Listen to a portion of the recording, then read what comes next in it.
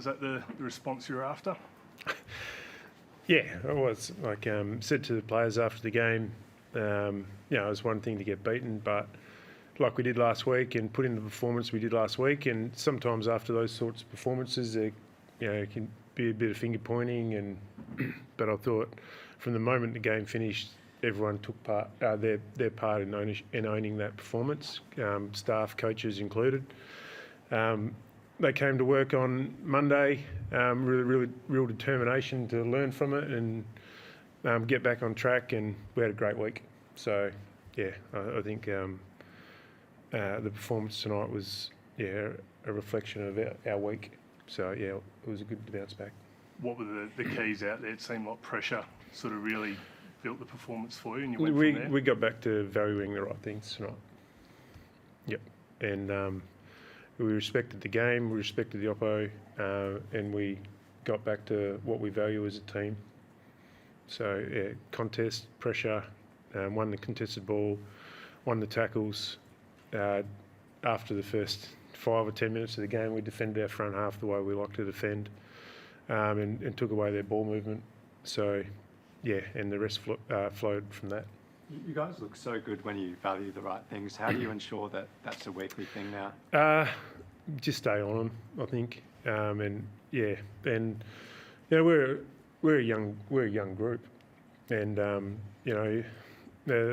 and young team that we're a young team that maybe took our eye off the ball for a little bit. But we've won 5 of our last 7 games. We've got a good base of evidence there to suggest that when our best is on, it's good enough to beat anyone. So we'll stay on them, and they'll stay on each other.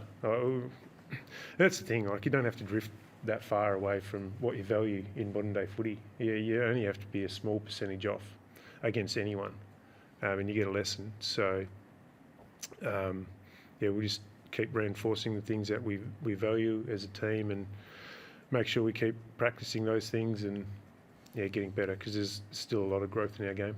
So can this become a clear reference point for you for the rest of the year, to go back to this one and go, this is what we expect? I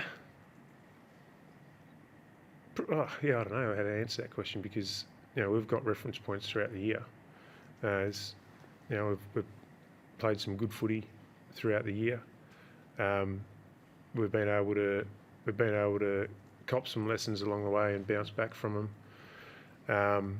And the game's ever evolving as well. So what necessarily works for against Essendon might not work against Western Bulldogs or Carlton. So we need to keep evolving as a team. But largely what our game is based on is contest and our team defence, and especially our front half defence. And we'll keep looking to build on those two things. How much of getting 8 goals out of Stoppage was from Darcy coming back in? How much of it was from the midfielders getting to work? There's a bit of both. Always a bit of both. I didn't think we got our stoppage balance right in the first quarter, and Smithy did a good job at realigning the players and getting our balance right in there. And they got to work. And then our forwards really benefit off the supply they get from stoppage, and in particular being able to compete with even numbers largely that you get from stoppage. So it was a mixture of Sean and but I think it was probably mainly our ground level work with our balance in stoppage, around stoppage, and our forwards being able to maximise some of that supply. And the decision to sub off Pearce, we saw him with ice on his lower leg. What was the go there? Yeah, he's been managing a lower leg injury for a number of weeks now. Hence, he hasn't been training at main training sessions. So we just saw it as an opportunity to give him lower game time. How do you view Matthew Johnson's game? I guess link that he gave you out of defence into the midfield. Yeah, he's been developing really well for us, Jono. And the thing that I've been most impressed with him with is his role's been changing week to week. and it's been based on a needs basis. So when Jager missed, he played more inside. When Jager's been playing, he's been playing a little bit more wing and on ball, and there's been times when we've thrown him half forward, and he's just really been able to adapt. He's really worked his backside off to give himself an AFL tank and body, and he's been developing nicely, and he played his role tonight and contributed well. Did he get hurt? He got a corky. Yeah, it was a good corky. So in a marking contest, I think. So yeah, he'll be a bit sore, but he's a tough bugger. He bounced back well from a good size corky last week and trained well, and he'll be right. Liam Henry's form last week was one of your better players in a while, and tonight was probably the best I've ever seen him play. What's been the key to getting him to play the way he is at the moment? I think with Liam, it's been about consistency. I think we've all seen his really good efforts and moments in games are really strong. It's about bringing up maybe the bottom end and making it more of a consistent game, and being on task for longer and being able to concentrate for long periods of time and not have those lapses in games which let him down. And he's really good tonight.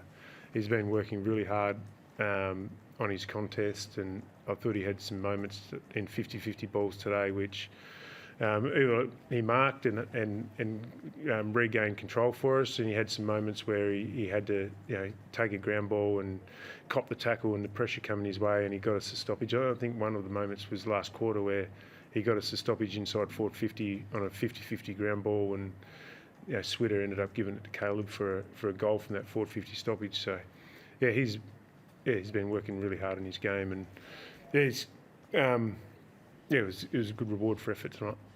Justin, how important is it having Sean Darcy back in the side for Luke Jackson to be able to play forward? It balances up really nicely. I think it takes a little bit of pressure off JT and Jai, and helps us get the ball to ground, but also gives us a really strong target down there. He's been really working on his forward craft, and in a couple of critical moments he just presented at the foot and took marks inside 50. When he doesn't mark it, he gives our forwards a crack at ground level, which has been a real strength of our game across the season. Our small forwards, so brings them into the game as well. Were you pleased to see he went the drop punt from the pocket rather than the around the body? Don't know whether he's got a left or around the body. He was bragging about that shot after that shot on goal after the game. But it was nice to see. And how did you feel copping a bit of criticism for being too calm as a coach? Do you think that's just water off a duck's back for someone like you? It's a bit laughable, really. Like, I would cop criticism about performing, about preparing the team to perform last week. I'm a big part in that, and I cop my part in that. But I don't think anyone in the media really knows how I coach behind the scenes or the way I go about it. So, being able to think you can judge that off the TV screen and seeing someone's reaction in a box and after a goal, it is what it is. But it's the role of a senior coach. You cop criticism for team performances, and it is a bit of water off a duck's back. I didn't change anything this week. I like to think as a senior coach, you need to be authentic, and your players need to know what what their coach is going to give them in terms of their demeanour. So and a level of consistency is critical. So it's the way I'll continue to coach.